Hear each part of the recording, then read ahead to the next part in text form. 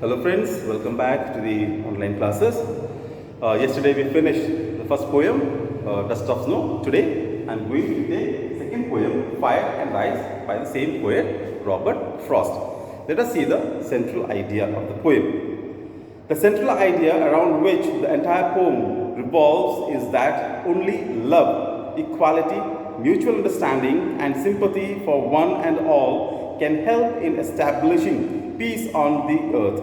The poet mentions that both fire and ice can bring probable end to this world. The poet talks about how fire represents desire and can therefore be a cause of the end of the world. He also mentions ice as second issue to symbolize that the coldness and indifference towards one another will also be enough to bring an end to this world. Too much fire and passion can quickly consume a relationship, while cold, indifference and hate can be equally destructive. So here Robert Frost takes two things, fire and ice, as to depict the hatred and jealousy of the human being. Fire as kind of a passion, greed, and ice as a hatredness. Now, we know that fire consumes everything. It takes inside. So, when you put a fire, it goes around and takes inside. That means it takes it, consumes. Okay, it's greedy. Okay, fire is very, very greedy. If you put a little fire, it will just surround everywhere and engulfs everything, greeds, takes it everything. Similarly, human beings. We human beings also have lots of greed. Okay, one thing we achieve, we point out to the other one. I need a car, I bought a beautiful car. After that I will see much better car, I want to that also. So we just consume one after another. The greed will be a problem to the society once the greed comes to the human beings and they just start killing each other. Similarly, ice is what? Cold. Okay, it is coldness, and in the human being, coldness is what? The hatred. That becomes cold. We don't talk to a person, we don't come across that person, we just ignore that person. So that ignorance, that hatred will kill that person. You will say, why he is not loving me, why he is not talking to me? In that case, my living is useless, so I should die. That's the problem. In this world, if these two things comes, the greediness and hatred, if simultaneously both come, definitely the world will be end. People will kill each other and they will die. So let us go through the poem. Some say the world will end in fire, some say in ice. From what I have tasted of desire, I hold with those who favor fire. The poet is analyzing about the end of the world. The poet provides and deals with two possible causes for the end of the world. He considers the age-old question of whether the world will end in fire or in ice. Both the two reasons contrast each other and are equally opposite to each other. On one side of the debate are those people who are in favor of fire. They believe that it will be in the heat and the passion which will lead the humanity, the world, to end. On the other side of the debate are those people who favor ice and feel that it will be the ice which will freeze the world. Frost is providing a powerful statement on the subject of greed and jealousy.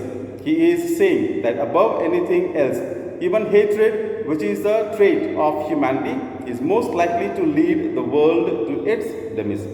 Now, the poem starts with the debate whether the world will end with fire or with the ice. From the old age onwards, this question arose and they were having a debate how the world will end, how this humanity will end, with the fire or with the ice. Both say it could be anyone and both are dangerous enough.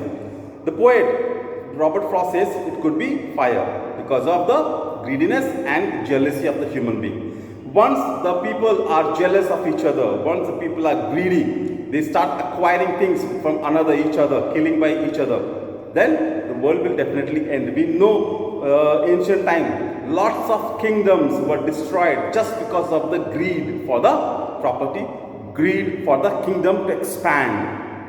They just went on expanding their kingdom, the mighty fellow, mighty king, and started killing everybody and acquiring the land more and more for him. So that's the way the humanity was destroying one by one. So this jealousy, this greed will definitely destroy the humanity, and that's what the Robert Frost tells. But if it had to perish twice, I think I know enough of hate to say that for destruction, ice is also great and would suffice.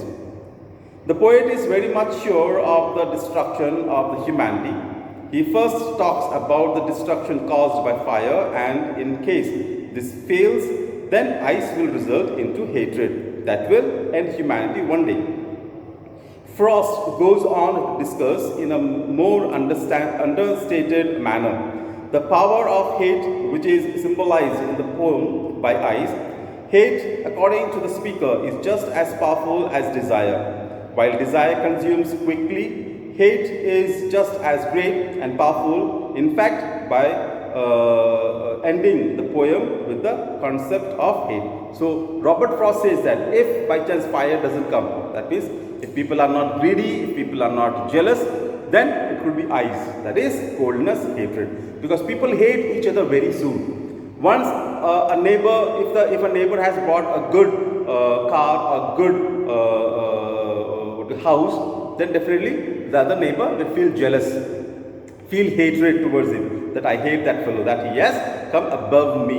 So people stop loving and they start hating each other, and definitely the problem will arise and they both will start fighting and killing each other, and in this manner definitely the world will end. So he says that we must live happily and joyfully.